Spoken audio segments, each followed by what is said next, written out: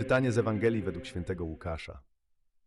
Roku 15 panowania Tyberiusza, gdy Piłat Poncjusz zarządzał Judeą i Herod był tetrarchą Galilei, a Filip, brat jego, tetrarchą Iturei i krainy Trachonickiej, gdy Lizaniasz był tetrarchą Abileny, za najwyższych kapłanów Annasza i Kajfasza stało się słowo pańskie do Jana, Zachariaszowego syna, na pustyni. I przyszedł do całej krainy Jordanu, głosząc chrzest pokuty na odpuszczenie grzechów.